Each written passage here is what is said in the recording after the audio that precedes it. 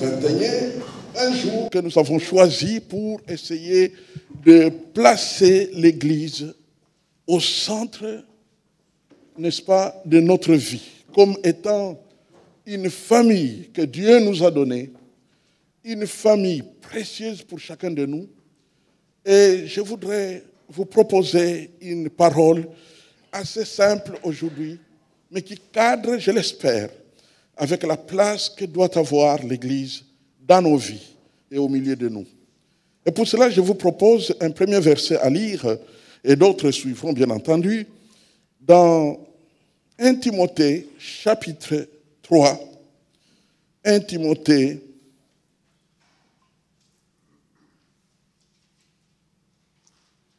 chapitre 3, le verset 15. L'Écriture. On peut commencer par le verset 14. Je t'écris ces choses. C'est l'apôtre Paul qui écrit à Timothée, son disciple, son collaborateur, son jeune collaborateur. Je t'écris ces choses avec l'espérance d'aller bientôt vers toi, mais afin que tu saches, si je tarde, comment il faut se conduire dans la maison de Dieu qui est l'église du Dieu vivant, la colonne et l'appui de la vérité. Et de ce passage et d'autres que nous allons partager ensemble, j'ai noté comme sujet, pas seulement croire, mais aussi appartenir. Pas seulement croire, pas seulement se convertir, pas seulement se donner à Dieu, mais aussi appartenir à l'Église du Seigneur. Prions le Seigneur. Père Tout-Puissant, nous t'invoquons, afin que par ta parole tu nous parles, par ta parole tu te révèles à chacun de nous et que tu nous fasses découvrir ton plan lorsqu'un jour tu disais « Je bâtirai mon Église ». Pourquoi l'as-tu bâtie? À quoi elle sert pour nous? Oh, certainement, il y a des réponses connues, mais ta parole est abondante et nous voulons te supplier de nous donner l'humilité nécessaire d'être patient devant ta parole pour recueillir des leçons nouvelles sur la grande place que doit occuper dans nos cœurs, dans nos vies, au milieu de nous, ton Église. Au nom de Jésus-Christ, Amen. La famille de Dieu, c'est l'Église du Dieu vivant. Nous venons de le lire. La colonne et l'appui de la vérité. C'est la responsabilité que Dieu a donnée, n'est-ce pas, à l'Église, c'est de protéger la vérité. C'est de protéger l'Évangile. C'est de répandre l'Évangile et le protéger. Parce qu'il y aura des mouvements de toutes sortes. L'ennemi va tout faire pour essayer de détruire, n'est-ce pas, la vérité de l'Évangile, pour empêcher que les hommes ne puissent voir briller la lumière, que les hommes se mettent à courir après des fables, après de tout ce qui, au fait, tout ce qui bouge, tout ce qui peut faire rire, tout ce qui peut amuser, mais sans véritablement se cramponner et être protégés par l'Église du Seigneur. Nous sommes appelés à être une propriété de Jésus, mais gardée dans l'Église de Jésus.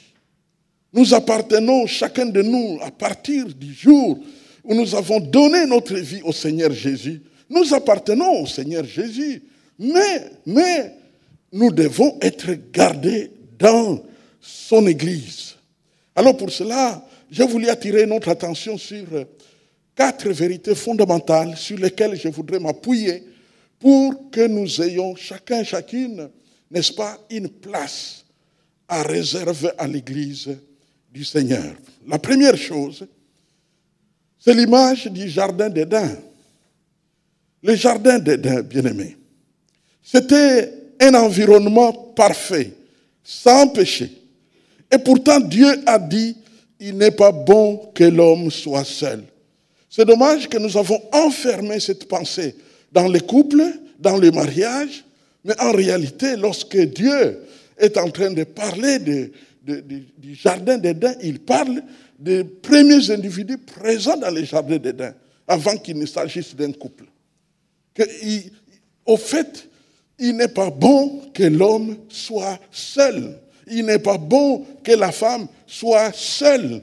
Lorsque tu reçois Jésus, il n'est pas bon que le chrétien soit seul.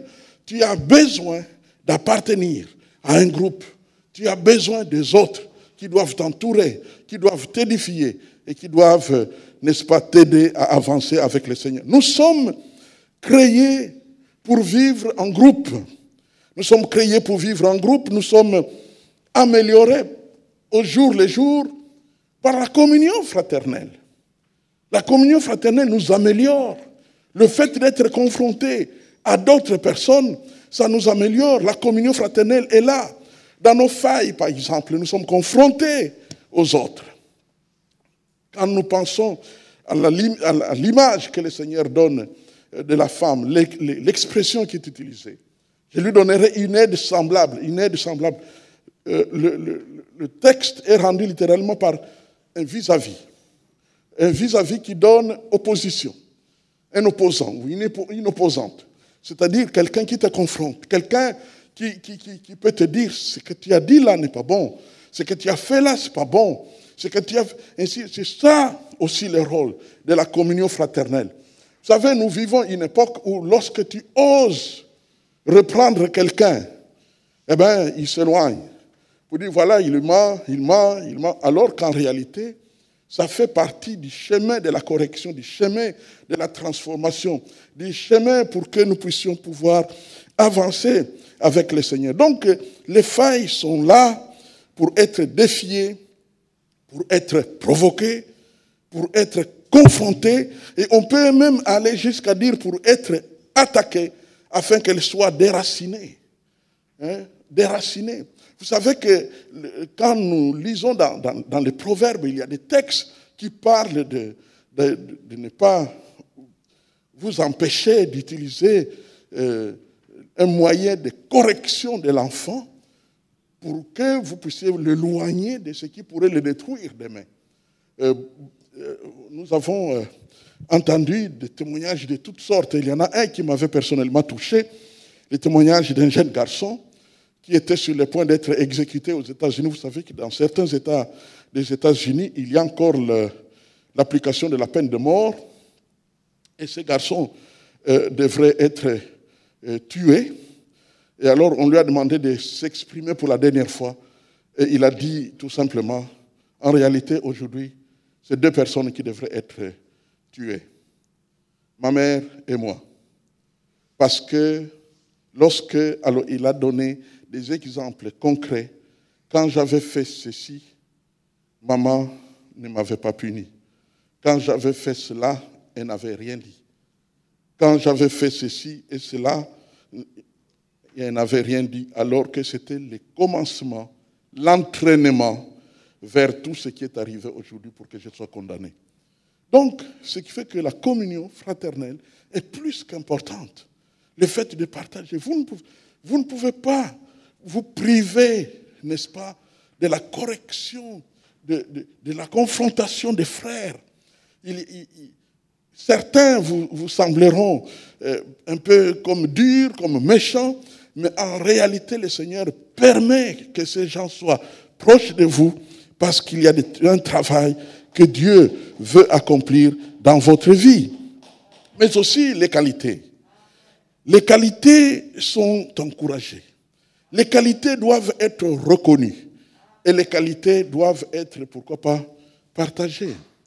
Partagées avec tout le monde. C'est de cette manière que nous pouvons avancer. Donc, les jardins d'Éden, que je prends comme image de l'Église, c'est un lieu où un homme et une femme ont vécu sous le regard bienveillant de Dieu et ils étaient là pour pouvoir vivre ensemble. Comme par hasard, la chute est même intervenue parce que justement, l'un s'est isolé de l'autre. Donc, ce qui fait que lorsque on s'isole de son assemblée, du peuple de Dieu, on est en danger.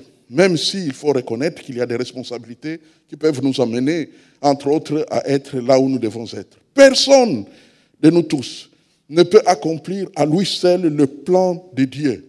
C'est impossible. la nouvelle initiative, toute nouvelle initiative, donc, doit être accueillie avec reconnaissance à Dieu.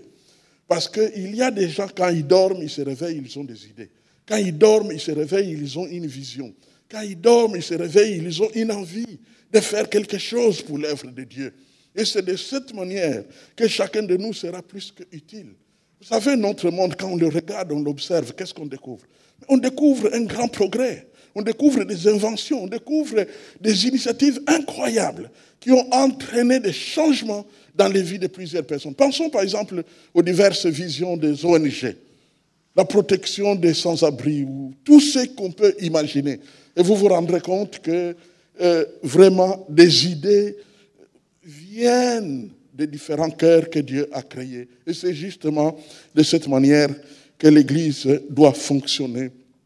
Dieu donne aux différentes personnes la grâce d'être utilisées pour apporter de nouvelles initiatives qui permettent à l'Église de progresser. La deuxième chose sur laquelle je voudrais m'asseoir concernant l'Église, c'est concernant la relation avec Christ qui est personnelle, mais ne doit pas être privatisée. La relation avec Jésus est personnelle. Tu es né de nouveau, c'est avec Jésus que tu es né de nouveau. Ça s'est passé entre toi et lui. Et veille bien, ne cherche pas ta reconnaissance dans les yeux des hommes ou dans les pensées des hommes. C'est toi et Jésus-Christ. Si tu connais Jésus, Jésus te connaît. Si tu t'es rencontré avec lui, c'est clair. Mais, la relation personnelle avec Jésus doit être déversée dans la vie de l'Église. Parce qu'il faut qu'elle soit partagée avec les autres. Dans la famille de Dieu, nous sommes reliés à d'autres croyants. C'est clair, c'est de cette manière que nous pouvons progresser. Quand nous lisons dans Romains chapitre 12, le verset 5, la Bible dit « En Christ, nous qui sommes nombreux, pourtant nous formons un seul corps. Ainsi, chaque membre appartient à tous les autres membres. » Chaque membre appartient à tous les autres membres. Et ça, c'est de cette manière, n'est-ce pas, que nous pouvons avancer avec notre Sauveur. Mais qu'est-ce qu'on a constaté depuis une dizaine d'années déjà? Depuis une dizaine d'années, beaucoup de chrétiens, beaucoup d'hommes et femmes nés de nouveau, sont en train de perdre leurs églises locales. Sont en train de perdre leurs églises locales. Au fait, il y a un vent anti-église qui est en train de souffler parmi les chrétiens. Des hommes et des femmes qui appartiennent vraiment à Dieu, mais qui, dans leur cœur, l'ennemi les a convaincus que l'Église n'est pas une priorité, qu'on peut vivre, l'essentiel est qu'on craint Dieu, on aime Dieu, on prie, on écoute la parole de Dieu même sur Internet, et que cela nous suffirait. Et ils ont même diminué, n'est-ce pas, la définition de l'Église. On l'a limité simplement à ceux qui sont nés de nouveau. Coupant ainsi à la définition historique les deux éléments plus qu'importants. Quels sont ces deux éléments? Premier élément plus qu'important, en plus du fait qu'il s'agit de l'assemblée des croyants, ceux qui sont nés de nouveau, effectivement, c'est le premier élément, il faut naître de nouveau. Si on n'est pas né de nouveau, on ne fait pas partie de l'Église du Seigneur, ça c'est clair. Mais il y a une deuxième chose. La deuxième chose, c'est que l'Église veut tout simplement dire une assemblée. C'est-à-dire se rassembler, être ensemble, être réunis. C'est une réunion. On ne peut pas parler de l'Église sans réunion, sans parler des hommes et des femmes qui se retrouvent ensemble. Qui se retrouvent ensemble. Ils doivent s'assembler physiquement. Ils doivent se retrouver quelque part physiquement. Une ville, une rue, un numéro. Et des leaders. Et des collaborateurs de leaders. Et ainsi de suite. Et tous les membres. Ça, c'est le premier élément souvent qu'on est en train de zapper. Et le deuxième élément qu'on risque de relayer de l'autre côté, c'est qu'on doit être reliés les uns aux autres dans une sainte communion. On a parlé de la communion fraternelle tout à l'heure. On ne peut pas vivre la communion fraternelle en étant seul dans son coin. On la vit en vivant avec les autres. en étant exposés aux autres. Et donc, c'est à ça, entièrement, c'est-à-dire, né de nouveau, s'assembler en relation avec les autres, c'est à cela que l'auteur de l'Épître aux Hébreux fait allusion lorsqu'il dit « N'abandonnons pas notre assemblée comme c'est la coutume de quelques-uns. » N'abandonnons pas notre assemblée. C'est à cela qu'il fait allusion. Hein? Il ne faut pas tergiverser autour du mot assemblée. Non, ça veut dire tous ceux qui croient seulement. Non, non, non, non, non. Ça commence par être le fait que vous êtes ensemble, restez ensemble. C'est exactement cela que nous trouvons dans Hébreux, chapitre 10, le verset 25. C'est pourquoi je voudrais vraiment m'adresser à tous les frères et sœurs qui se disent nés de nouveau, qui ont une relation avec Jésus-Christ, qui ont une place dans la vie de Jésus-Christ, qu'ils puissent savoir que Dieu a donné l'Église et que l'Église est plus que précieuse pour eux tous, qu'ils en ont besoin et qu'ils doivent récupérer leur Église. Si vous l'avez perdue, allez la récupérer, vous en avez besoin.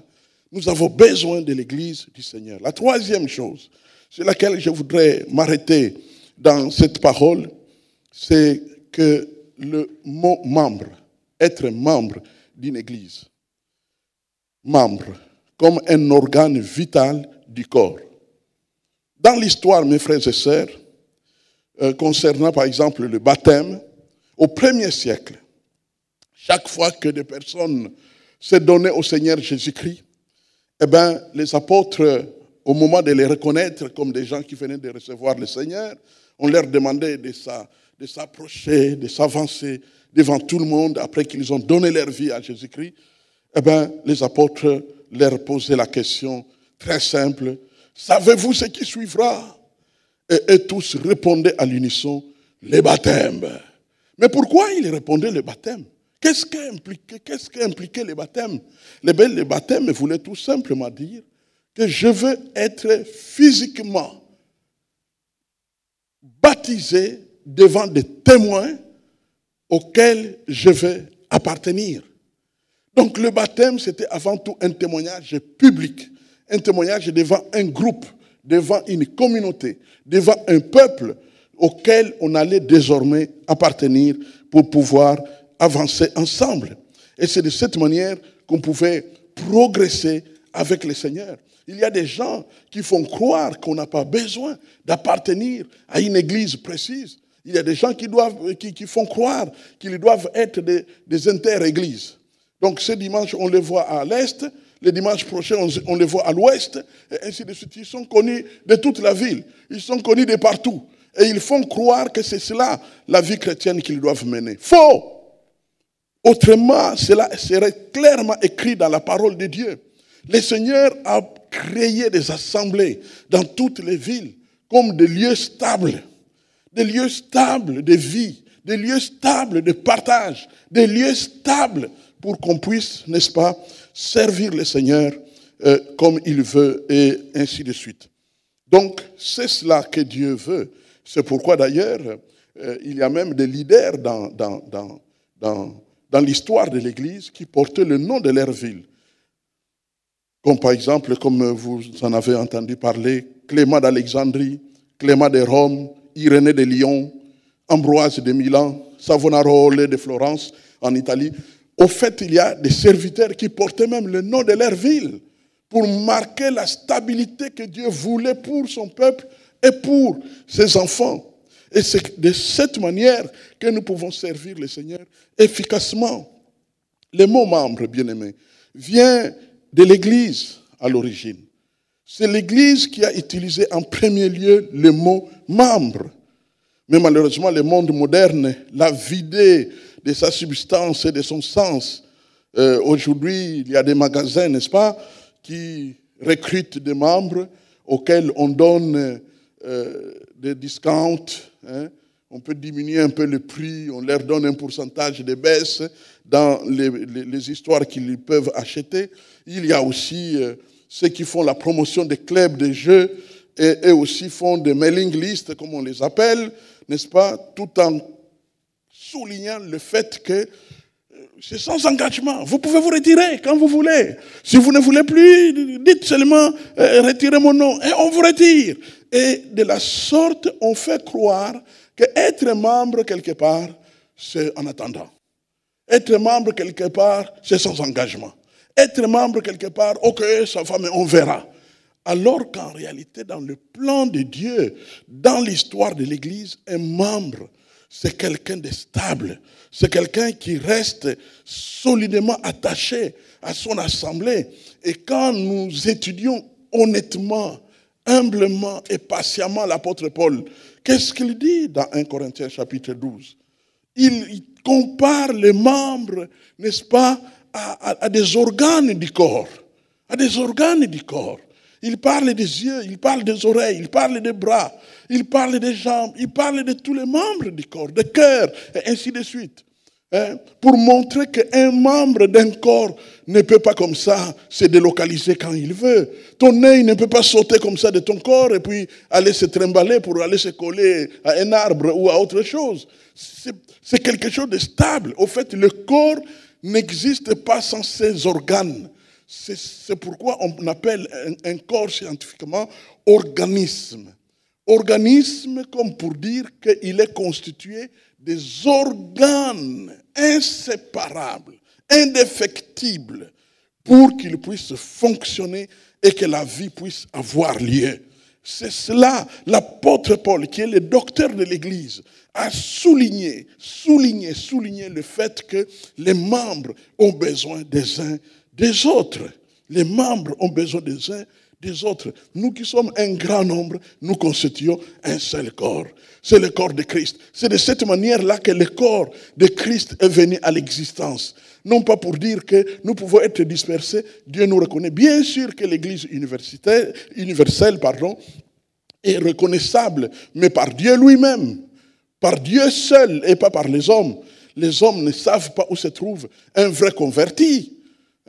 C'est pourquoi, quel que soit ce que peut dire une personne ou une autre personne, cela n'aura aucun sens ni aucun fondement sur le plan spirituel véritable, parce qu'il n'y a personne qui peut véritablement savoir qui est né de nouveau. C'est pourquoi, personnellement, je crois que nous devons être humbles assez pour ne pas nous promettre le ciel si facilement en disant « Ah, mon frère, maintenant je vois que tu iras vraiment au ciel. » Non. Ce qui est sûr et certain, c'est pourquoi nous qui avons un peu travaillé avec un mouvement d'évangélisation, Campus pour Christ, nous disions dans nos conclusions, 28 personnes ont exprimé le désir de se convertir. Pourquoi ? Parce qu'on ne pouvait pas savoir, quoique on a souligné le fait que si tu veux vraiment que ta conversion soit authentique, il faut que tu sois honnête, il faut que tu sois vrai. Il faut que Jésus voie au fond de ton cœur que tu veux vraiment lui appartenir totalement, sans réserve. Si tu fais ça, lui sera assez fidèle pour te donner son salut. Et c'est de cette manière qu'on marche avec les sauveurs. Par conséquent, nous avons toutes les églises la lourde responsabilité de restaurer la vraie signification des membres d'une église. Des hommes et des femmes stables dans des assemblées et sur qui une assemblée peut compter.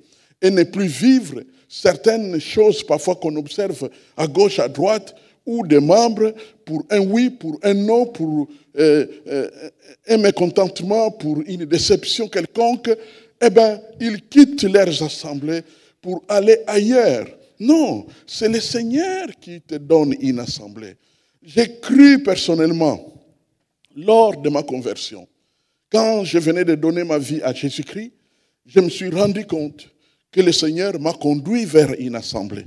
Au moment où j'ai commencé à me dire, maintenant le temps pour moi de prier est arrivé. Le temps pour moi de vivre pour Dieu est arrivé. Et qu'est-ce que Dieu a fait ? C'était un samedi. C'était un samedi comme hier, nous sommes dimanche, et je suis sorti de la maison où j'habitais chez mon grand frère à Kinshasa et je me suis engagé sur une rue sans destination. Vous savez, d'ordinaire, on sort tu vas aller acheter un pain et tu as une idée, j'irai dans tel magasin, dans tel endroit, dans ce coin-là, il y a des femmes qui vendent du pain, je vais aller acheter le pain. Cette fois-là, je suis sorti sans destination. Je suis sorti pour aller faire un tour, j'ai marché sur une rue, et puis quand je suis arrivé au bout de la rue, j'ai cru que je pouvais, pourquoi pas, me tourner vers la droite, et donc je me suis tourné vers la droite, et quand j'ai fait quelques pas, j'ai vu qu'à ma droite, cette clôture avait une ouverture, et j'ai regardé l'ouverture, et j'ai vu un bâtiment. Un bâtiment, je n'ai même pas fait cas qu'il y avait, c'était clairement écrit paroisse, machin, machin. Non, je n'ai pas vu les écrits, j'ai tout simplement vu deux battants ouverts, comme nous avons la porte de ce temple qui est ouverte là-bas. Eh bien, j'ai vu deux battants ouverts, sauf que comme c'était en plein soleil, vous savez, à Kinshasa, 15 heures, c'est encore le plein soleil, eh bien, je ne pouvais pas voir à l'intérieur, c'était sombre. Et je ne peux pas comprendre comment une telle idée m'a visité, que je pouvais me rapprocher de cette porte pour voir qu'est-ce qu'il y a à l'intérieur là-bas. Et je me suis approché. Et je suis arrivé à la porte. Alors je pouvais voir à l'intérieur qu'il y avait quand même des lumières. Et j'ai vu un groupe de gens en cercle, assis sur des chaises. Et l'un d'eux s'est retourné et m'a regardé. Et il m'a fait signe en disant, venez. Et je me suis approché. Et j'ai occupé la seule chaise de libre qui était dans ce cercle. 2 mois plus tard, j'étais l'un des responsables de ce groupe biblique de la Ligue pour la lecture de la Bible. Et ce jour-là même, lorsqu'on terminait la réunion, on me dit, voici, ici se tient la paroisse francophone de Kitambo. Alors, chaque dimanche à 10 heures, nous avons notre culte. C'est comme ça que je suis devenu membre de la paroisse francophone de Kitambo. Et bientôt, je deviendrai, quelques mois plus tard, diacre dans cette église. Et je vais évoluer dans cette église. Et toute la vision divine s'est accomplie à partir de cette église, puisque c'est là-bas que j'ai rencontré le pasteur Mavungu, qui lui va me recruter au Campus pour Christ. Et puis finalement, avec le Campus pour Christ, je vais me retrouver en Europe, puisqu'au Campus pour Christ, je vais rencontrer celui qui va me payer les billets pour venir étudier la parole de Dieu en Europe. Donc tout un plan, toute une destinée s'est accomplie à partir d'une connexion à une église locale. Mes frères et sœurs, on ne peut pas jouer avec l'église locale. On ne peut pas. C'est Dieu qui te donne l'église locale. Ce lieu-là précieux. Ce lieu magnifique dont tu as besoin. Je voudrais prendre quelques 5 minutes pour lire quelques passages bibliques avant de partager la 4e et dernière partie. Je voudrais lire donc quelques versets bibliques. D'abord dans Romains au chapitre 12. Que dit la parole de Dieu? Romains, chapitre 12, le verset 4 et 5. Que dit la parole? Car comme nous avons plusieurs membres dans un seul corps, et que tous les membres n'ont pas la même fonction, ainsi nous qui sommes plusieurs, nous formons un seul corps en Christ, et nous sommes tous membres les uns des autres. Membres des uns des autres. Membres les uns des autres. Et dans 1 Corinthiens chapitre 6, que dit l'Écriture? 1 Corinthiens chapitre 6,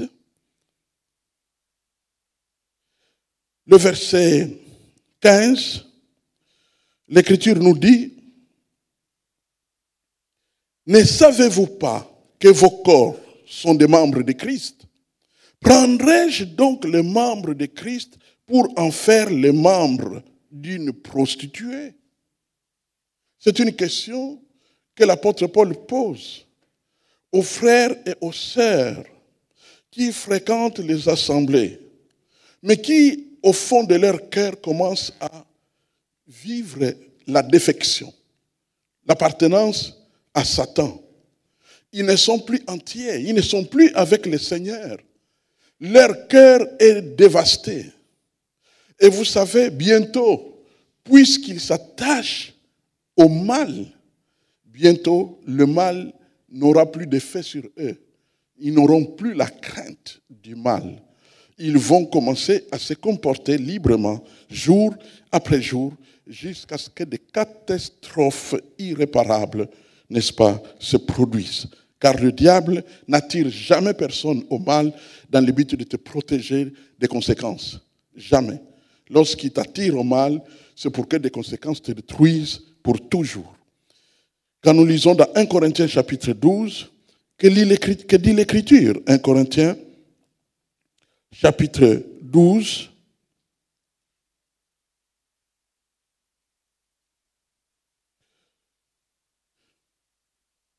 le verset 12 à 27. L'Écriture nous dit ceci. Car comme le corps est un et a plusieurs membres, et comme tous les membres du corps, malgré leur nombre, ne forment qu'un seul corps, ainsi en est-il de Christ. Nous avons tous en effet été baptisés dans un seul esprit pour former un seul corps, soit juif, soit grec, soit esclave, soit libre. Et nous avons tous été abreuvés d'un seul esprit. Ainsi, le corps n'est pas un seul membre, mais il est formé de plusieurs membres. Si le pied disait, parce que je ne suis pas une main, je n'ai pas besoin du corps, ne serait-il pas du corps pour cela? Et si l'oreille disait, parce que je ne suis pas un œil, je ne suis pas du corps, ne serait-elle pas du corps pour cela? Si tout le corps était œil, où serait l'ouïe? S'il était tout ouïe, où serait l'odorat? Maintenant, Dieu a placé chacun des membres dans le corps comme il a voulu. Si tous étaient un seul membre, où serait le corps? Maintenant donc, il y a plusieurs membres et un seul corps. L'œil ne peut pas dire à la main, je n'ai pas besoin de toi. Ni la tête dire aux pieds, je n'ai pas besoin de vous. Mais bien plutôt, les membres du corps qui paraissent être les plus faibles sont nécessaires. Et ceux que nous estimons être les moins honorables du corps, nous les entourons d'un plus grand honneur. Ainsi, nos membres les moins honnêtes reçoivent le plus d'honneur, tandis que ceux qui sont honnêtes n'en ont pas besoin. Dieu a disposé le corps de manière à donner plus d'honneur à ce qui en manquait, afin qu'il n'y ait pas de division dans le corps, mais que les membres aient également soin les uns des autres. Le verset 26, et si un membre souffre, tous les membres souffrent avec lui.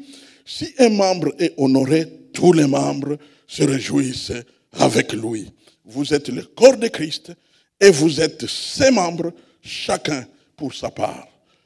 Si vous avez compris, dites Amen. C'est de cette manière que nous devons vraiment avancer avec les sauveurs. Et la dernière chose que je voulais partager, c'est que l'Église, c'est la stratégie de croissance, de sécurité et de préparation à l'éternité. Le docteur Peter Wagner le disait, que l'Église, c'est la meilleure méthode pour amener les hommes, l'humanité à Dieu, à Jésus-Christ. L'Église, c'est une stratégie, pas seulement stratégie livrée à elle-même, mais une stratégie de chacun de nous. Dieu t'a donné l'Église. Quand Jésus t'a sauvé, la deuxième chose qu'il a faite, il t'a donné une Église.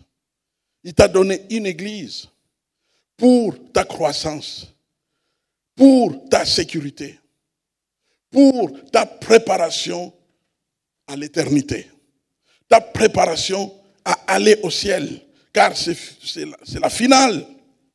C'est la finale. Nous en avons plus que besoin. Et alors, autour de cette église qui est stratégique, le mot-clé que nous trouvons dans Actes des Apôtres, c'est la persévérance. Il persévérait. Il persévérait. Mon frère, ma soeur, tu dois persévérer. Persévérer à être là. Persévérer à jouer ton rôle. Vous savez, il arrive des fois, parfois sur un plan strictement privé, que nous ayons quelques problèmes. Et ces problèmes peuvent commencer à nous amener à nous poser la question si nous devons continuer à être là régulièrement à l'église. Et nous pouvons facilement nous mettre à l'écart. Pour un temps, disons-nous. Mais en réalité, lorsque le diable inspire le pour un temps, ça devient tout le temps. Ça devient pour toujours. Beaucoup de gens qui ont dit, je vais un peu me mettre à l'écart pour un temps, ne sont plus jamais revenus. C'est la raison pour laquelle Dieu nous donne la grâce d'être dans une communauté de persévérance. C'est très difficile de persévérer tout seul. Mais quand vous êtes en groupe, vous pouvez persévérer plus facilement. Souvenez-vous des études, par exemple, pour vous qui en avez fait, et vous êtes nombreux, que le fait de travailler en équipe vous a motivé. Vous avez trouvé dans l'équipe quelqu'un qui comprenait mieux certaines matières, qui vous a aidé, vice-versa. Vous aussi, vous pouviez aider les autres pour que vous puissiez avancer ensemble. Eh bien, c'est comme ça avec l'Église du Seigneur. C'est un lieu de persévérance pour persévérer ensemble. Persévérer en quoi? Dans l'enseignement des apôtres. C'est la raison pour laquelle l'Église du Seigneur doit être constituée sur une base de vision. Une base de vision partagée dans l'histoire de l'Église, c'est-à-dire reliée à ce qu'on appelle fondation ou fondement des apôtres. L'Église ne commence pas avec un individu qui veut en faire une. L'Église date de 2000 ans. L'Église a été commencée par Jésus, poursuivie par ses premiers serviteurs, ses apôtres, jusqu'au Père de l'Église et générations successives jusqu'à nous 2000 ans plus tard. Et nous ne pouvons pas chacun faire son truc comme il entend. Dormir et se réveiller avec des visions, avec des idées. Dieu m'a parlé. Fais gaffe, soyez prudents. Et le danger, c'est que finalement, il y a des attractions qui se font. Au point que, pour finir, dans l'Église du Seigneur, on rencontre plus de problèmes. Des gens qui bougent, des gens qui se déplacent, des gens qui se détachent, qu'on en rencontre dans le monde. J'ai toujours aimé lorsque je peux voir dans une société du monde où il y a des gens qui prennent leur retraite et tous les autres viennent pour les entourer.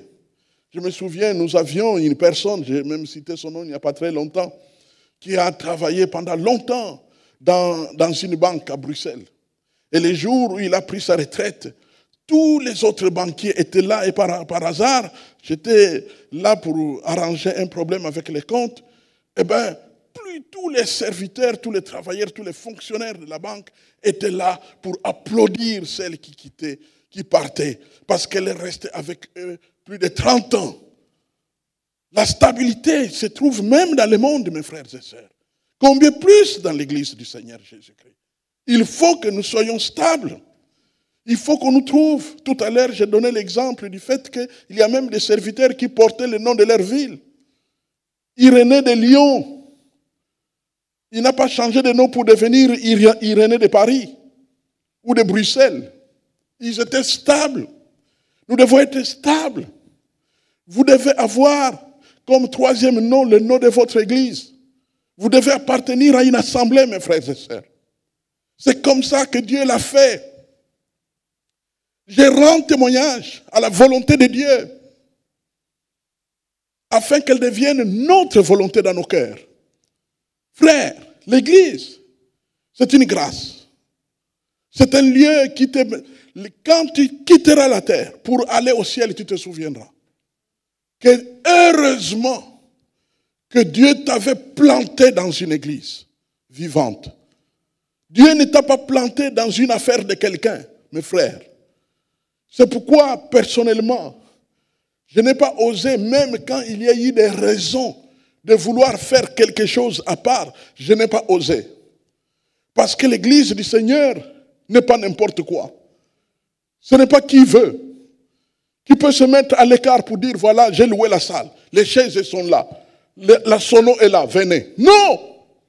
L'église du Seigneur, c'est une vision de Jésus-Christ. C'est Jésus qui dit, je bâtirai mon église. Je rends témoignage que l'église internationale de Bruxelles, lorsqu'elle avait commencé, ce n'est même pas un Africain qui avait parlé. C'est un Américain belge. George Winston, qui nous a réunis et nous a dit, mais il y a beaucoup d'Africains à Bruxelles. Vous avez la formation, vous avez appris à prêcher. Et la mission évangélique belge sera là pour vous encadrer, sur le plan doctrinal, sur le plan de toute l'organisation. Faites quelque chose pour tous ces gens-là. Et nos cœurs étaient touchés. Et nous sommes venus dans une vision, dans une mise en commun. Une mise en commun qui n'avait rien à voir avec la tribu, rien à voir avec la nation. C'est pourquoi le mot international est très vite intervenu.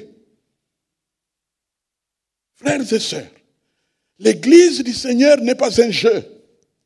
L'Église du Seigneur, c'est une grâce excellente. Des hommes et des femmes iront au ciel grâce à l'Église locale du Seigneur. Beaucoup d'hommes et femmes sont protégés dans leur âme, alors qu'ils auraient pu être tués par des sorciers. Mais protégés parce qu'ils appartiennent à l'Église du Seigneur, qui prie pour eux, qui pense à eux. Moi, je ne suis pas contre qu'on puisse taper et on entre sur Internet pour se mettre à prier, pour se mettre à suivre un enseignement. Le Teddy Jakes, c'est beaucoup d'autres prédicateurs. Mais est-ce que vous pouvez lui téléphoner pour lui dire, prie pour moi, je passe par tel problème. J'ai entendu des gens dire, oh, moi je suis le fils spirituel de Teddy Jakes. Je le regarde, je lui dis, oh, où est-ce que vous l'avez? Est-ce que vous savez même où il s'est réuni? Je suis allé prêcher à Dallas. Et le serviteur qui m'avait reçu, il m'a dit, on va faire un tour, je voudrais aller te faire voir l'église de Teddy Jakes. Et je suis allé voir l'église de Teddy Jakes. Tu ne peux pas entrer dans le temple parce qu'il y a un garde du corps qui veille sur le temple continuellement. Tu dois expliquer pourquoi tu veux aller là-bas. Il y avait des bureaux de partout, une organisation incroyable. Et toi qui es à Bruxelles, tu dis que c'est ton père spirituel. Dieu donne une église locale à chacun. Et quand tu en as une, garde. Il n'y a aucune raison pour laquelle tu puisses dire, moi je vais me retirer à cause de ceci, à cause de cela. Il n'y a pas de raison de se retirer. Tous les problèmes qui se posent dans une église ont des solutions dans la parole de Dieu. Je vous dis la vérité.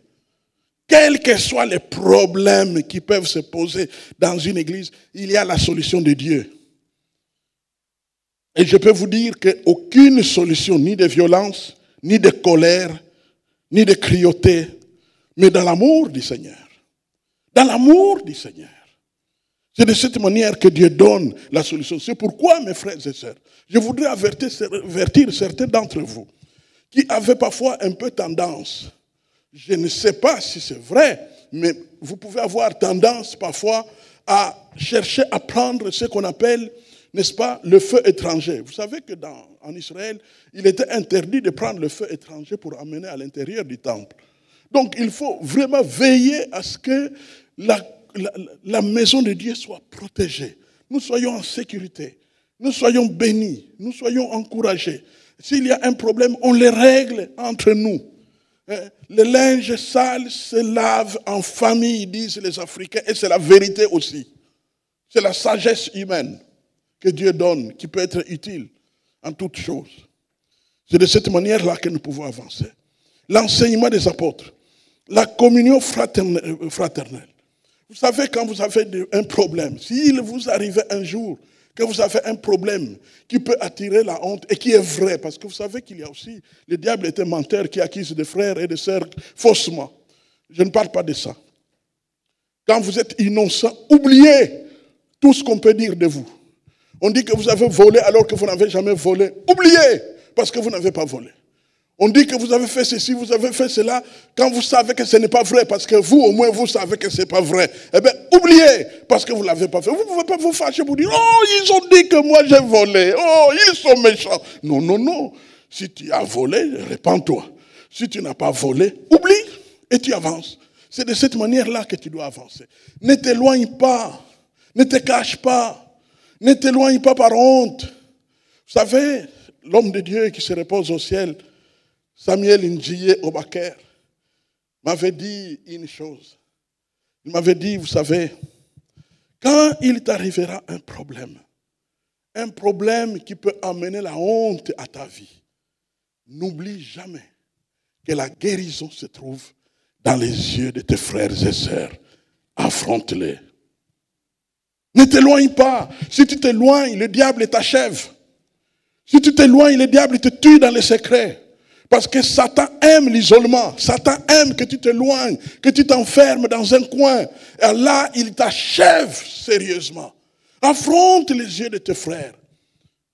Certains te jugeront, d'autres t'accueilleront. Qu'importe, mais tu affrontes leurs yeux. Car ta guérison se trouve dans leurs yeux.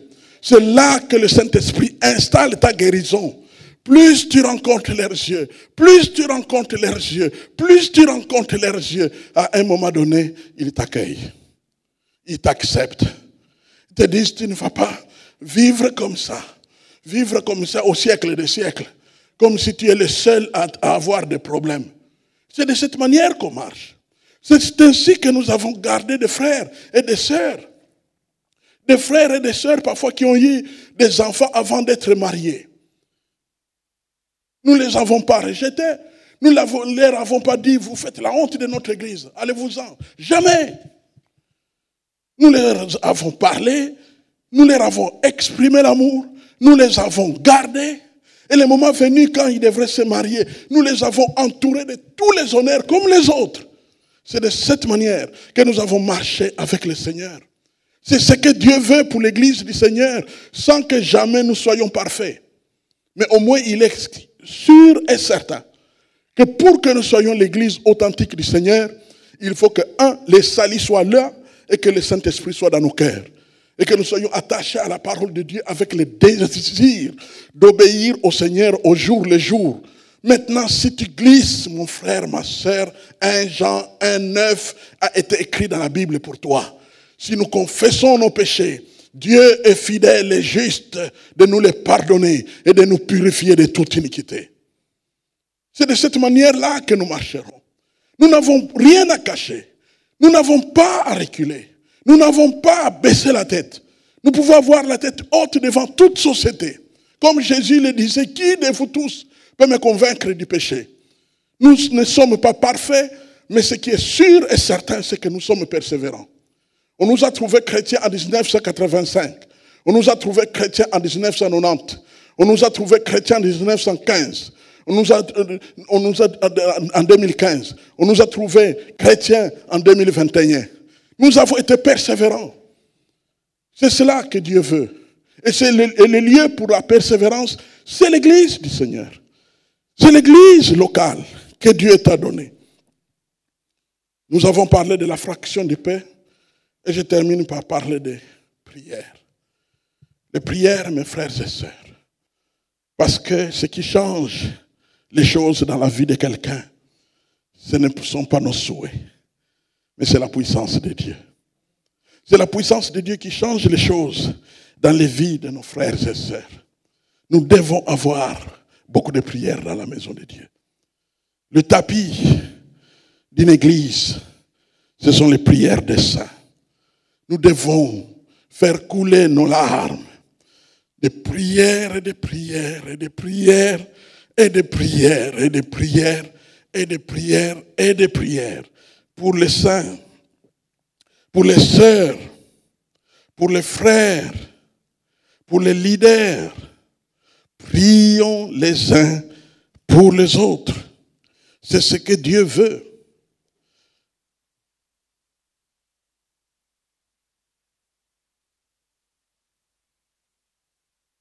Prions le Seigneur. Père Tout-Puissant, merci pour l'Église. C'est un trésor irremplaçable, une grâce excellente. Mais nous ne nous en sommes pas toujours rendus compte. Et c'est maintenant que je vais vraiment, sincèrement, Seigneur, te demander d'aider ces hommes et ces femmes que nous sommes et ceux qui écoutent ta parole au-delà de nous, à nous rendre compte que l'Église nous a été donnée par Jésus qui a dit lui-même, je bâtirai mon Église. Et en ce moment, c'est à chacun de nous de prendre ses responsabilités pour dire, Papa, aujourd'hui, j'accepte l'Église que tu m'as donnée. Je l'accepte de tout mon cœur. C'est mon trésor. C'est ma famille. C'est mon lieu de préparation pour l'éternité. C'est là où il y a des frères, des sœurs et des responsables que tu m'as donnés pour que je puisse progresser. Viens remplir ces lieux de ta présence. Qualifie ton peuple à être des hommes et des femmes qui sont des organes d'un corps et qui combattent à genoux pour attirer ta main puissante et bénissante sur tout le monde. Merci pour tout ce que tu fais maintenant. Papa, au nom puissant de Jésus, je proclame que Satan et ses démons n'ont pas leur part dans cette affaire. Ils sont exclus au nom puissant de Jésus. Et nous proclamons la lumière de Christ. Nous proclamons l'attachement à Dieu. Nous proclamons l'obéissance à la parole de Dieu. Nous proclamons le refus de s'asseoir et de persévérer dans la désobéissance. Père Saint, je te prie que tu agisses au plus profond de chacun de nous tous et accorde-nous la grâce d'avancer avec toi. Au nom puissant de Jésus-Christ, le roi des rois. Amen. Je voudrais donner quelques sujets de prière. J'en ai gardé 4, peut-être d'autres vont s'ajouter. Je vais chaque fois citer un sujet et nous allons prier pour ce sujet.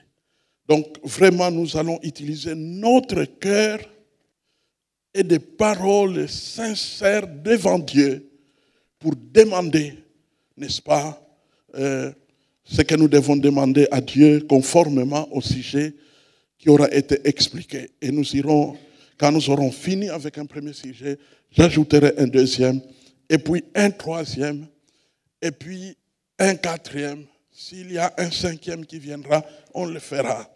Parce que, n'est-ce pas, ce jour a été consacré à l'intercession dans les jeûnes et la prière. Alors, le premier sujet sur lequel nous allons prier, frères et sœurs, nous allons demander à Dieu la puissance de détruire les virus. Ce virus a une dimension spirituelle, vous l'avez compris. Il y a toute une armée de démons qui sont engagés et mobilisés autour de ce virus. C'est comme lorsque, à une époque donnée, Karl Marx, qui lui se disait lui-même serviteur de Satan, disait, le diable m'a donné une hache pour abattre le monde. Eh bien, le diable a suscité un virus pour abattre le monde. Il suffit de voir comment ce virus fonctionne dans un corps qui est atteint pour comprendre cela. Lorsque j'ai souffert de ce virus, j'avais constaté très clairement que le mal qu'il suscitait n'était pas clairement localisable. C'est comme un vent impur qui agissait dans tous les thorax. En sorte que quand tu tousses, tu ne peux pas orienter clairement cette toussée se situe où. D'ordinaire, tu sens que c'est un peu de ce côté-là ou de ce... Mais là, c'est l'ensemble du thorax, de la boîte, de ta poitrine qui est en quelque sorte englouti dans un vent impur. Ça, c'est un signe clair qu'il s'agit d'une puissance démoniaque qui attaque les hommes au travers de ce virus. Et nous allons prier pour que Dieu étende sa main puissante pour stopper ce mal, cette œuvre satanique qui est venue de l'enfer. Des hommes du mal, des satanistes, certainement, ont été impliqués dans cette affaire, dans ce complot anti-humain. À mon étonnement, le monde entier, toutes les nations réunies, jamais aucun leader n'a levé le doigt pour dire nous devons chercher pour voir s'il n'y a pas eu des responsabilités des individus. Personne ne se pose la question. Comme si c'était comme une génération spontanée d'un virus qui est descendu, alors que tout le monde sait que ce virus a été fabriqué quelque part. Pourquoi on ne cherche pas des responsables de cela? Parce que Satan contrôle la situation. Mais notre Dieu a le pouvoir de stopper ce virus. Voilà pourquoi nous allons prier, nous allons parler à Dieu pour qu'il puisse détruire ce virus en notre faveur. Parce qu'il n'y a pas véritablement un médicament capable de régler cette affaire. Prions le Seigneur. Si vous voulez vous mettre debout, vous vous mettez debout. Si vous voulez être à genoux, vous vous mettez à genoux. Mais diminuez le plus possible de visites à la toilette si ce n'est pas vraiment indispensable. Restons dans la prière. Prions le Seigneur.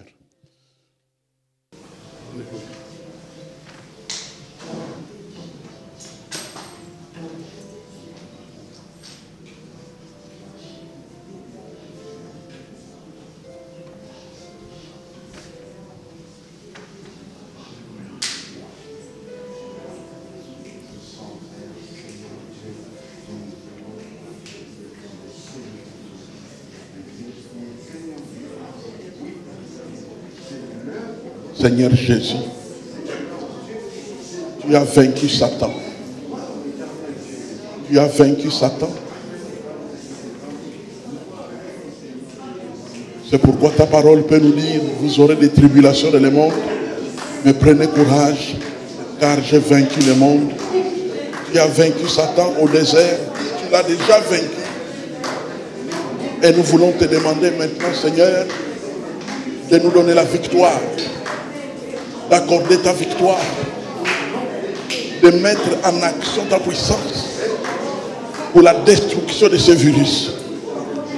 Que ces mutations soient stoppées au nom puissant de Jésus. Que ces mutations et ces expansions mystérieuses soient stoppées au nom puissant de Jésus. Que la force de ce virus soit brisée au nom puissant de Jésus. Que ce virus recule et finalement se taise et disparaisse au nom puissant de Jésus. Papa, nous croyons fermement que tu es au travail, que tu agis, que tu interviens maintenant, Seigneur. Tu le vois où il est localisable. Il s'est multiplié en triomphe. Mais nous savons, Seigneur, que ta puissance peut toucher partout où se trouve une cellule de ce virus. Ils ne peuvent pas se cacher devant toi.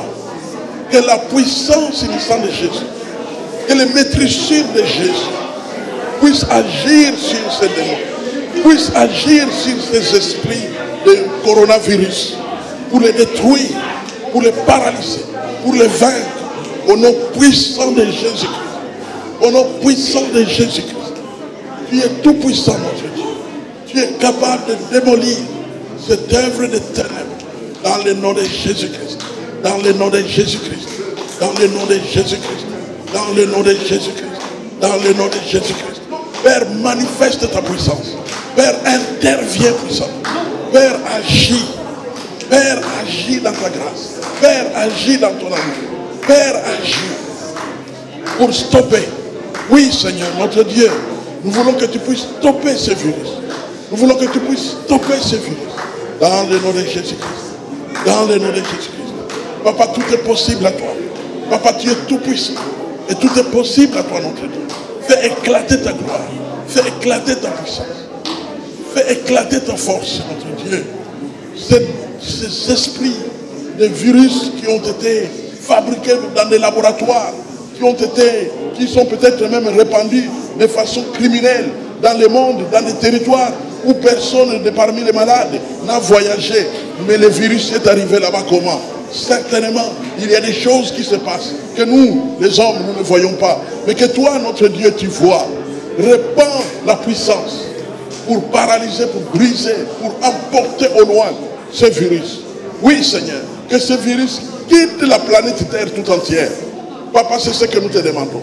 Que ton vent souffle à l'est, à l'ouest, au nord, au sud, au centre, pour emporter ce virus, pour les désactiver, les détruire les anéantir, les paralyser, les tuer au nom puissant de Jésus. On dit qu'il n'y a pas de microbes, d'antibiotiques pour tuer un virus, mais ta puissance, le sang de Jésus, les maîtrisures de Jésus peuvent tuer les virus. Eh bien, tue-les, Père, au nom de Jésus. Tue ce virus au nom de Jésus. Que ce virus, coronavirus, disparaisse, s'en aille, disparaisse, Seigneur notre Dieu. Qu'il soit détruit, qu'il soit détruit, qu'il soit détruit. Père, accorde-nous des époques nouvelles. Donne-nous une nouvelle année sans virus. Fais-le, Père, parce que tout est possible à toi, notre Dieu. Fais éclater ta gloire au milieu de nous. Détruis ce virus. Nous refusons catégoriquement, Seigneur, des contagions, des nouvelles contagions, au nom puissant de Jésus. Manifeste ta puissance, manifeste ta gloire, manifeste ta force, dans le nom de Jésus-Christ, dans le nom de Jésus-Christ, dans le nom de Jésus-Christ, dans le nom de Jésus-Christ. Merci, Père, d'agir avec force, d'intervenir avec puissance pour détruire les virus. Détruire les virus dans les corps infectés. Détruire les virus dans les corps qui ne sont pas malades. Détruire les virus dans l'air. Détruire les virus dans les centres communs. Détruire les virus dans l'église. Détruire les virus dans les magasins. Détruire les virus dans les transports. Détruire les virus dans les maisons. Détruire les virus partout, Seigneur notre Dieu, dans les écoles. Détruire les virus dans les corps. Détruire les virus dans les narines, dans les poumons, dans tous les coins et les recoins du corps. Détruis ce virus, Père, au nom puissant de Jésus-Christ. Au nom puissant de Jésus-Christ. Au nom puissant de Jésus. Père, nous accueillons une victoire. Père, nous croyons en toi pour la victoire. Père, nous nous confions en toi pour la victoire. Dans le nom de Jésus-Christ. Nous savons, Seigneur, notre Dieu, que quelles que soient les découvertes des hommes, ils ne pourront pas donner la véritable solution à cette affaire. Qu'on vienne avec des vaccins, qu'on vienne avec des médicaments, quels que soient les moyens qu'on va utiliser. La force est en Christ, Papa. Nous chantons que la force est en Christ. Et c'est pourquoi nous proclamons que la force de Christ agisse sur ce virus pour le détruire, et pour le détruire. Au nom puissant de Jésus. Au nom puissant de Jésus-Christ. Au nom puissant de Jésus-Christ. Au nom puissant de Jésus-Christ. Au nom puissant de Jésus-Christ. Un deuxième sujet, nous allons demander à Dieu de multiplier la sagesse dans le cœur des dirigeants des pays. Certaines décisions qui sont prises sont révisées parfois quelques temps après. Ça montre qu'on tâtonne. Et malheureusement, il y a parfois des influences en dehors des nations qui se déversent sur les nations pour s'imposer sur les dirigeants.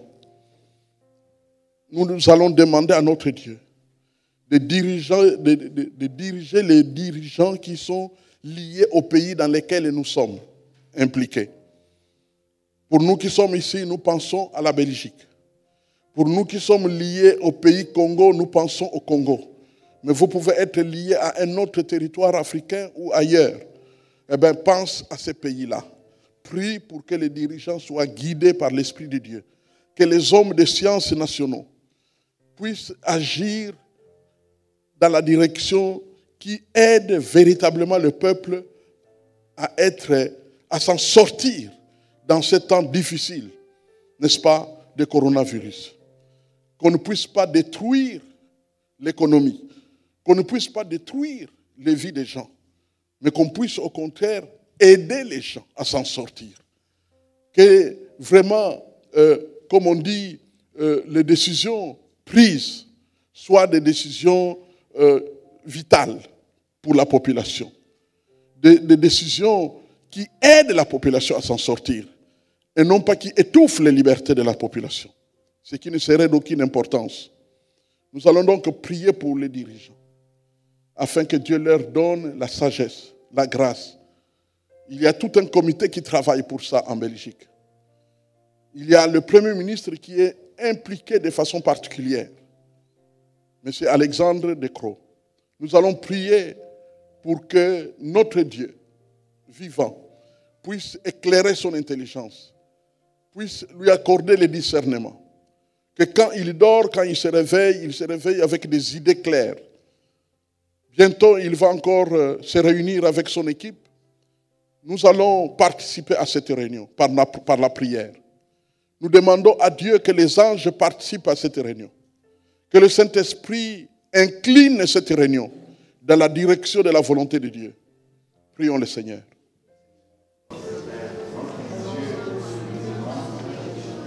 Père Tout-Puissant, merci de ce que tu nous donnes encore l'occasion de prier.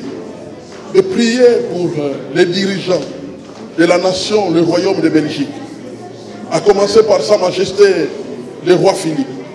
Afin que tu poursuives ta mission, de l'aider, de lui donner la maîtrise, le calme, la sagesse, la grâce, l'intelligence, le discernement, le courage de prendre position dans une situation très délicate et compliquée. Père Tout-Puissant, il y a des choses que nous, peuple, nous ne pouvons pas connaître, mais que toi, tu connais parfaitement. Et justement, les leaders, Sa Majesté le roi et les ministres, en commençant par le Premier ministre, le vice-premier ministre et tous les autres, notamment ceux qui sont impliqués à la santé. Père, nous te prions. Et ce n'est pas seulement en écrasant les libertés des hommes qu'on trouvera de véritables résultats. Père, je te prie que tu leur donnes à trouver et à prendre des décisions existentielles, des décisions qui donnent une priorité à la vie, une priorité à la population de s'en sortir à tous les niveaux, s'en sortir sur le plan sanitaire bien entendu, mais aussi s'en sortir sur le plan économique et sur le plan des activités, sur le plan familial, sur le plan des activités auxquelles ils sont liés depuis des années et des années. Père Saint, je te prie vraiment que tu agisses en profondeur, que tu interviennes en profondeur dans ce pays. Accomplis ce que l'homme ne peut pas accomplir. Touche les leaders, même s'ils ne sont peut-être pas impliqués dans la prière comme nous. Mais il y a une chose que nous avons en commun. Nous avons tous été créés par toi, c'est sûr et certain.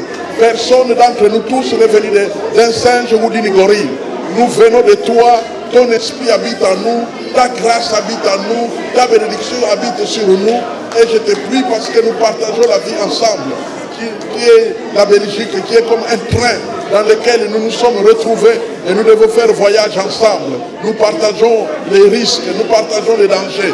À cause de cela, Père, nous te prions d'inspirer les ministres, d'inspirer le roi, d'inspirer les scientifiques, d'inspirer les experts, afin qu'ils prennent des décisions existentielles, qu'ils prennent des décisions favorables à la vie, favorables à la liberté, favorables à la sécurité. Ce n'est pas facile de trouver le juste milieu entre la liberté, l'économie et la santé.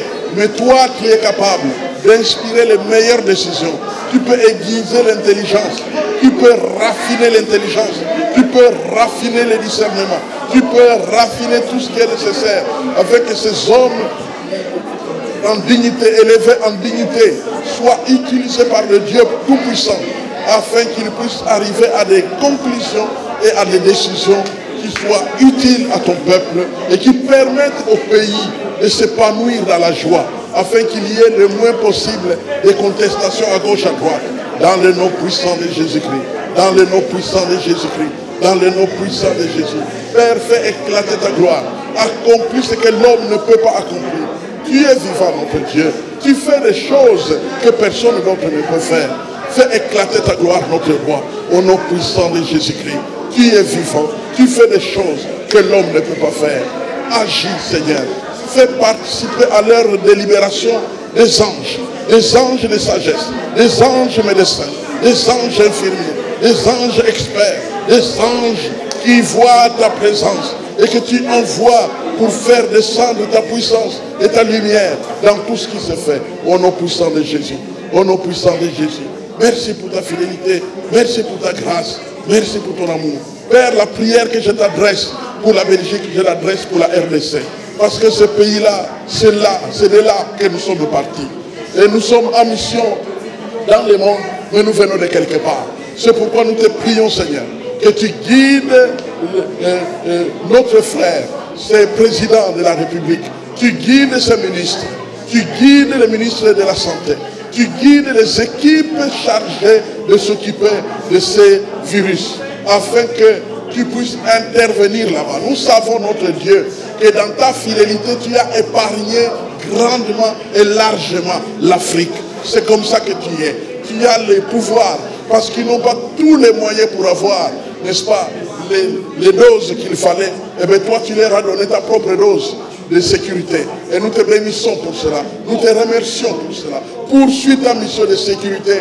Donne la dose divine pour continuer à protéger. Donne les vaccins divins pour continuer à protéger le peuple du Congo, le peuple du Cameroun, le peuple du Nigeria, le peuple du Burkina Faso, le peuple du Rwanda, le peuple du Luanda, le peuple de l'Afrique du Sud, le peuple du Burundi, le peuple de Côte d'Ivoire, le peuple du Gabon, le peuple de tous ces coins-là de l'Afrique centrale. Poursuis ta mission de les protéger. De l'Ouganda, au nom puissant de Jésus. Du Kenya, agis Seigneur dans ce territoire, dans ta grâce et dans ton amour. Au nom puissant de Jésus. Au nom puissant de Jésus. Au nom puissant de Jésus. Merci pour ta fidélité. Merci pour ta bonté. Merci vraiment d'inspirer les leaders à prendre des décisions favorables à la liberté, favorables à la poursuite des missions individuelles et selon les groupes, favorables à l'Église. Seigneur, que quelles que soient les mesures qu'on puisse prendre, qu'on donne à l'Église de la nation la liberté de fonctionner, car c'est là-bas qu'on invoque Dieu, le Dieu tout-puissant capable de stopper des maladies et des virus. Oui, Seigneur, notre Dieu, je te prie que tu plaides pour l'Église, afin que l'Église soit reconnue comme un lieu de sécurité, un lieu de prière, un lieu de puissance, un lieu de grâce, un lieu de protection. Au nom puissant de Jésus-Christ. Au nom puissant de Jésus-Christ. Au nom puissant de Jésus-Christ. Au nom puissant de Jésus-Christ. Au nom puissant de Jésus-Christ. Nous allons prier pour un troisième sujet. Nous allons prier pour l'Église internationale de Bruxelles. C'est une église qui a été beaucoup éprouvée. Et nous avons suffisamment pendant longtemps parlé des choses pour lesquelles nous n'étions pas d'accord. Mais maintenant, nous allons parler à celui qui a donné cette église pour qu'il s'en occupe. Qu'il puisse la soigner, qu'il puisse la guérir, qu'il puisse la restaurer, qu'il puisse agir en profondeur pour offrir encore au monde, car notre Dieu n'a pas dit son dernier mot, une EIB qui participe à l'édification de la ville, qui participe au salut des âmes, une EIB dans laquelle les hommes et les femmes se réjouissent de l'avoir trouvé et d'y vivre, et une église à laquelle Dieu va envoyer de nouveaux membres. Prions le Seigneur. Père Tout-Puissant, merci.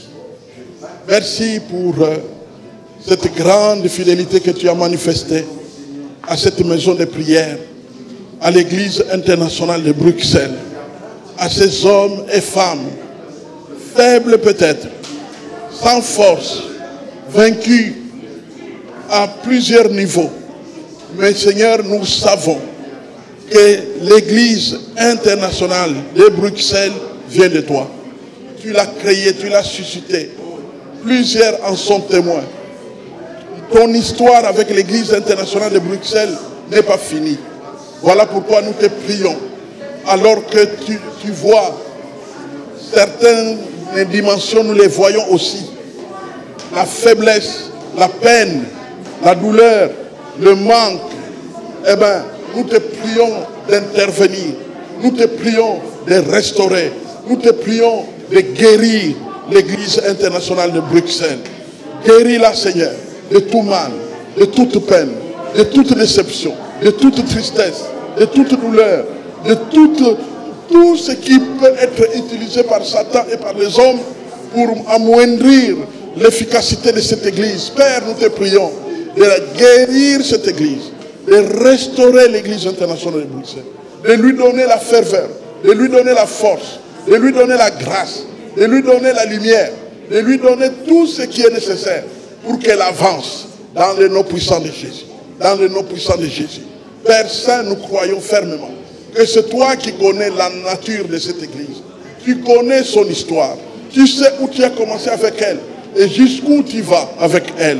Voilà pourquoi nous t'invoquons. Parce que c'est ton église. Parce qu'elle est à toi.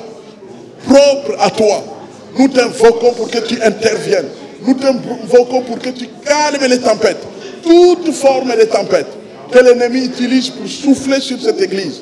Qu'elle se calme au nom puissant de Jésus. Qu'elle se calme au nom puissant de Jésus. Qu'elle se calme au nom puissant de Jésus. Qu'elle se calme au nom puissant de Jésus. Et que ta force souveraine puisse agir dans cette maison de prière pour faire éclater ta gloire dans le nom puissant de Jésus. Dans le nom puissant de Jésus. Dans le nom puissant de Jésus. Papa, accorde à l'Église internationale de Bruxelles de grandir spirituellement. Que les frères et sœurs impliqués dans cette maison de prière croissent dans la foi, croissent dans la sainteté, croissent dans la sagesse, croissent dans la lumière, croissent dans l'amour, croissent dans tous les domaines, au nom puissant de Jésus-Christ. Qu'ils croissent dans les ministères, qu'ils croissent dans les dons spirituels, qu'ils croissent dans les discernements, qu'ils croissent, Seigneur, dans la connaissance de ta parole, qu'ils croissent dans la joie et la sagesse de vivre ensemble avec les autres, qu'ils croissent dans la prière, qu'ils croissent dans la foi, au nom puissant de Jésus-Christ. Au nom puissant de Jésus. Au nom puissant de Jésus-Christ. Au nom puissant de Jésus-Christ. Merci pour tout ce que tu vas accomplir dans cette maison de prière. Tout ce que tu vas accomplir dans ta grâce. Tout ce que tu vas accomplir dans ton amour. Tout ce que tu vas accomplir dans cette maison. C'est ta maison. Papa, nous voulons voir des visions. Ta robe qui remplisse cette maison. Que ta robe, que des hommes et des femmes aient des visions dans lesquelles ils te voient être présent. Ils te voient occuper ces lieux.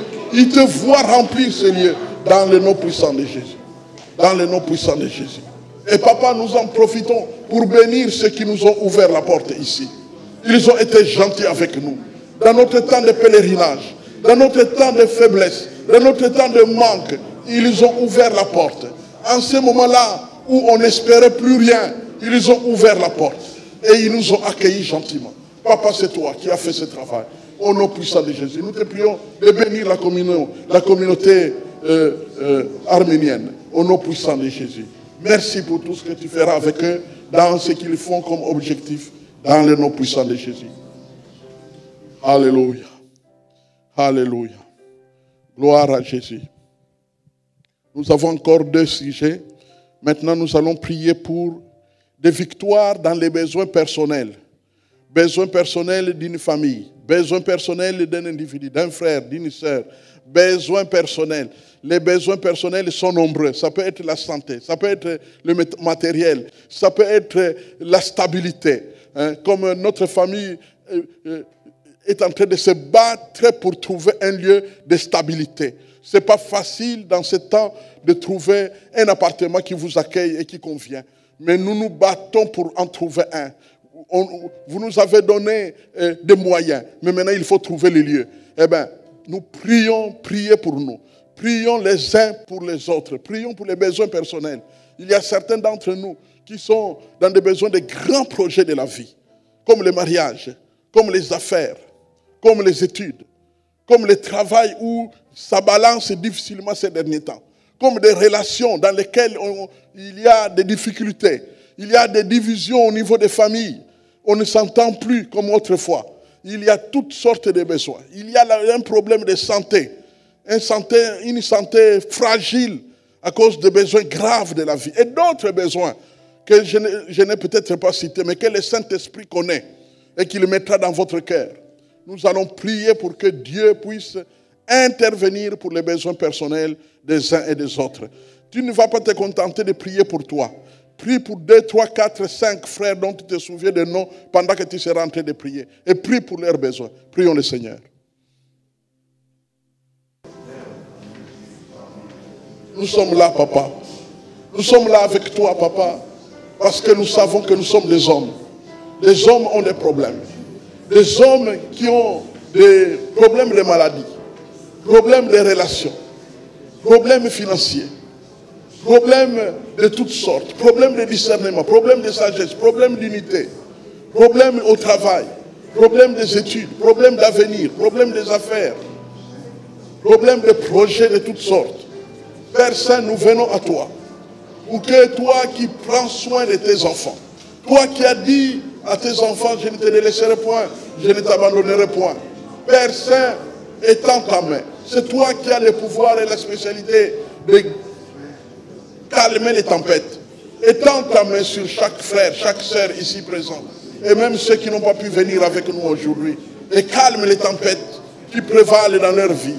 Calme les tempêtes de la santé. Calme les tempêtes de manque. Calme les tempêtes de division. De relations de mauvaise qualité. Calme les tempêtes de toutes sortes. Dans le nom puissant de Jésus. Dans le nom puissant de Jésus. Dans le nom puissant de Jésus. Dans le nom puissant de Jésus. Dans le nom puissant de Jésus. Merci pour ta fidélité, Père. Merci pour ta grâce, Père. Merci pour ta lumière, Père. Interviens dans les vies de nos frères. Regarde nos frères, Seigneur.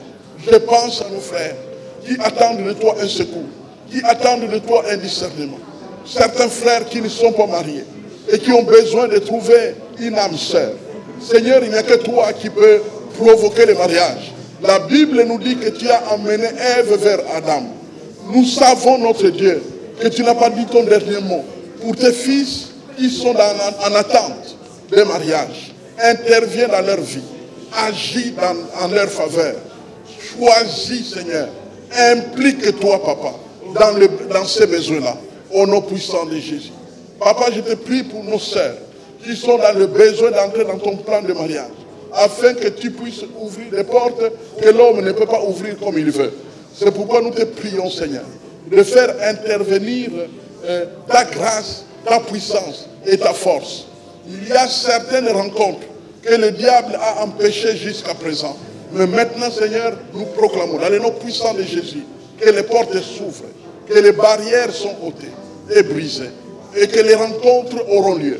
Et des rencontres fructueuses, des rencontres avec discernement, des rencontres avec reconnaissance de ta voix qui donne des indications claires pour que tes enfants entrent dans ta volonté. Au nom puissant de Jésus.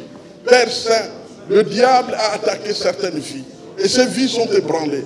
Ces vies sont troublées.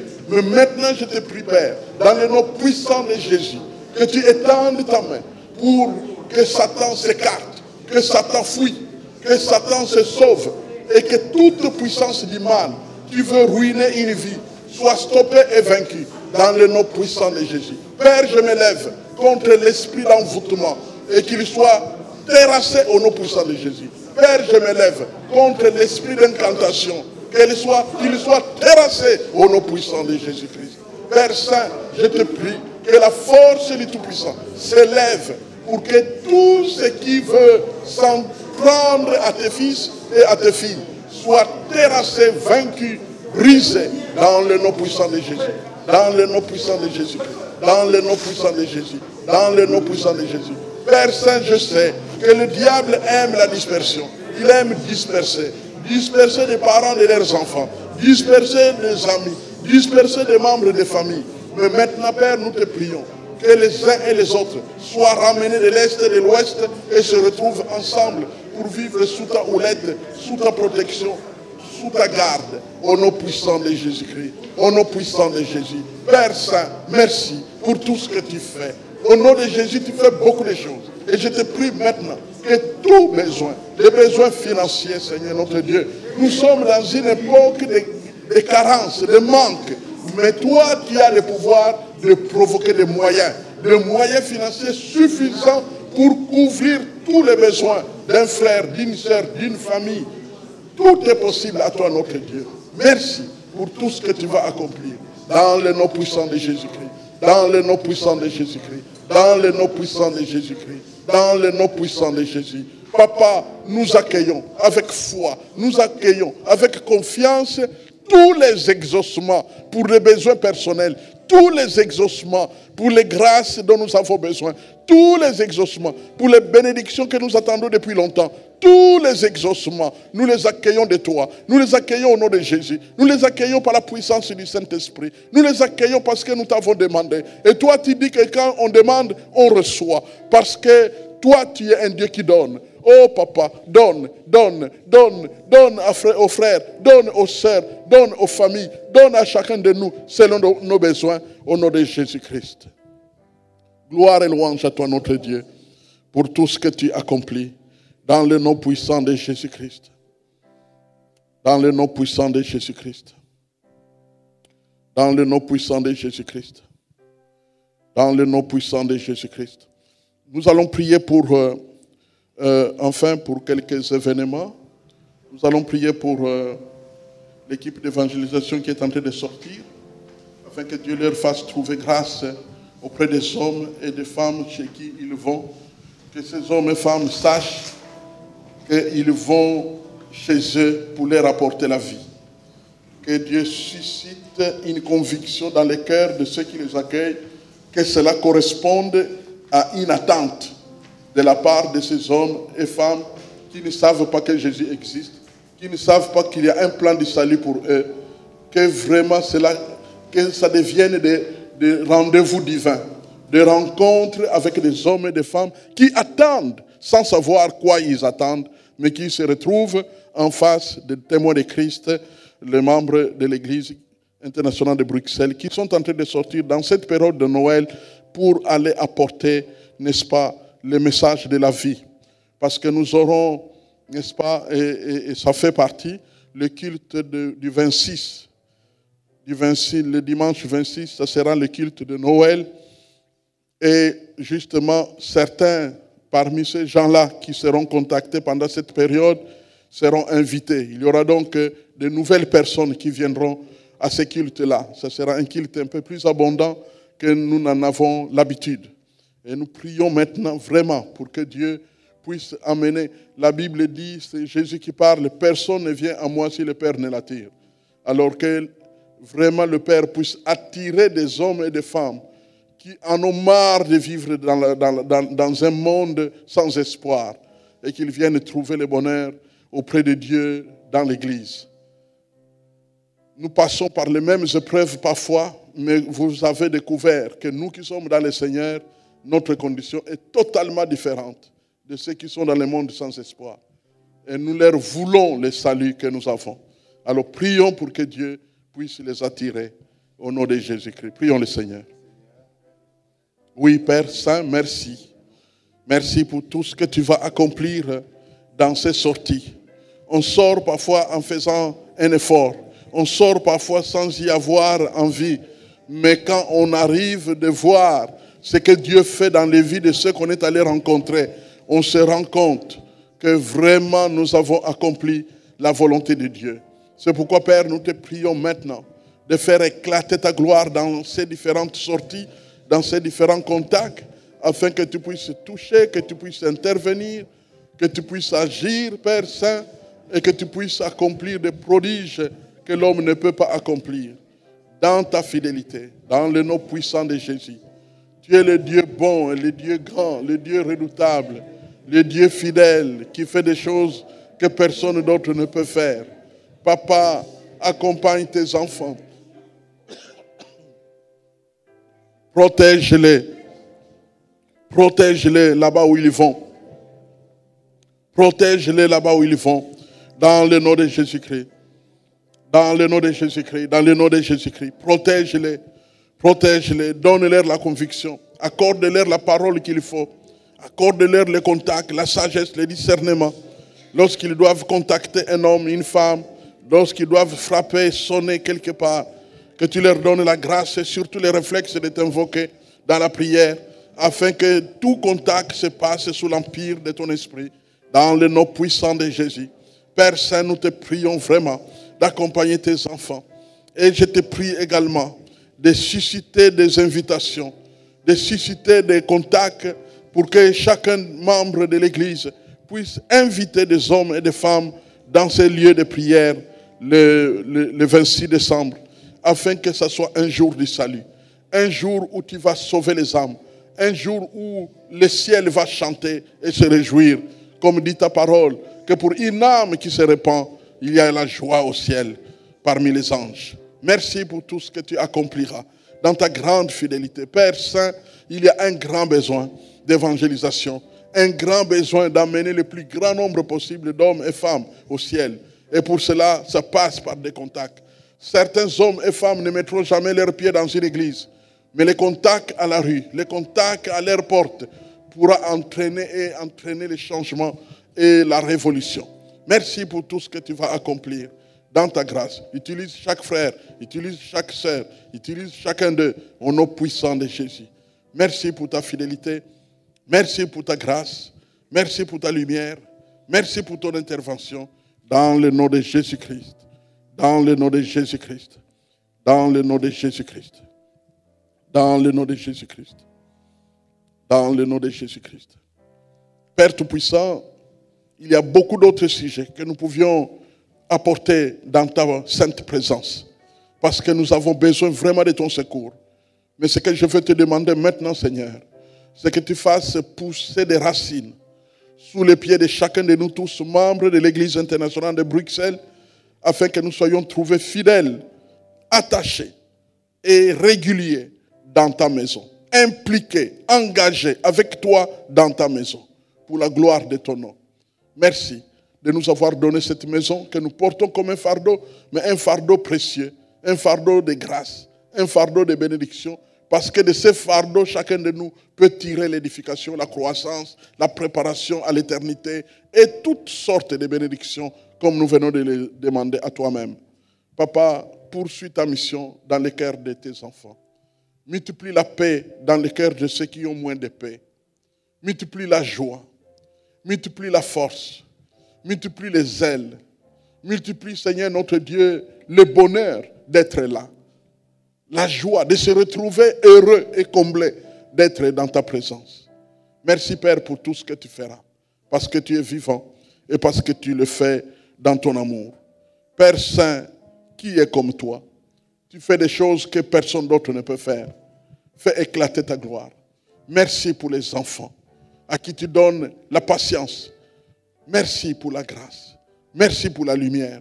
Merci pour le ministère. Père, je te prie pour le groupe de louanges, afin que tu leur donnes les ailes dont ils ont besoin, afin de progresser dans cette époque, dans le nom de Jésus-Christ. Merci Seigneur pour tout ce que tu feras. Dans le nom de Jésus.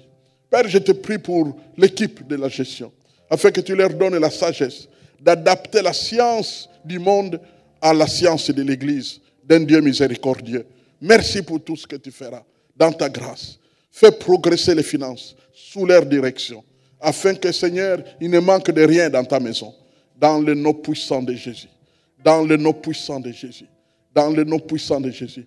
Père, merci pour notre frère Alain qui nous aide tant pour la sono et tout ce que cela implique. Un grand travail. Il est probable qu'il travaille plus que nous tous. Et je te prie, Seigneur, que tu bénisses cet homme, que tu continues à agir dans son cœur et que, Seigneur, la tendresse de Christ envahisse son cœur dans le nom puissant de Jésus. Merci pour tout ce que tu feras avec lui. Père Saint, merci pour tous les frères et sœurs, les diacres et tous les autres qui jouent un rôle, mais aussi ceux qui ont mis leur cœur à faire ce qui doit être fait, à l'accueil et dans tout ce qui se fait dans cette maison. Et même la fréquentation régulière, qui est un don inestimable pour une église. Quand les hommes et les femmes sont réguliers dans une église, c'est une église, on l'appelle une belle église. Une belle église, c'est l'église qui est la mieux fréquentée possible. Alors Père, je te prie de faire de l'EIB une belle église, au nom puissant de Jésus-Christ. Merci pour les nouveaux frères qui nous sont venus apporter un renfort à cette maison de prière. Merci pour les anciens frères qui ont traversé les océans et qui sont parvenus jusqu'aujourd'hui dans cette maison. Merci Seigneur. Poursuis ta mission. Poursuis ta mission. Poursuis ta mission. Et multiplie les appels comme tu le veux. Que ta volonté, Papa, soit faite dans cette maison de prière de maintenant à jamais et jusqu'au retour de Jésus-Christ. Et que toute la gloire te soit réservée pour toujours. Au nom de Jésus-Christ, le roi des rois et le Seigneur des seigneurs. Amen et Amen.